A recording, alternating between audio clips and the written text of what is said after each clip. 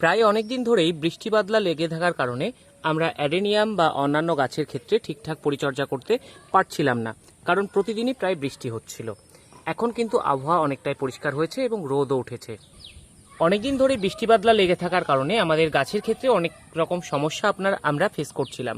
যেমন গাছে ফুল কম হচ্ছিল, পাতা হলুদ হয়ে যাচ্ছিল, এছাড়াও আরও অনেক রকম সমস্যা। তখন আমরা কোনো রকম পরিচর্যা করার সুযোগই পাচ্ছিলাম না, কারণ প্রতিদিনই প্রায় বৃষ্টি হচ্ছিল। তবে আজ যেহেতু আকাশ পরিষ্কার হয়েছে এবং রোদ উঠেছে, তাই টবের আগাছা বা গোড়ার সমস্ত আগাছা পরিষ্কার করে নেওয়া হয়েছে এবং গোড়ার মাটিটাও খানিকটা খুশে দেওয়া হয়েছে এবং আজকে এদের খাবারও দেয়া হবে।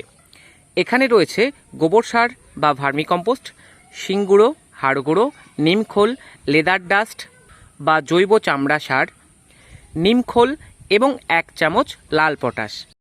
এই খাবারগুলোকে মিক্স করে নেওয়া হয়েছে এবং তারপর টবের গোড়ার মাটিতে এই খাবারগুলো দিয়ে দিতে হবে এবং তারপর আবারও টবের গোড়ার মাটি খুশে দিতে হবে এবং জল দিয়ে দিতে হবে।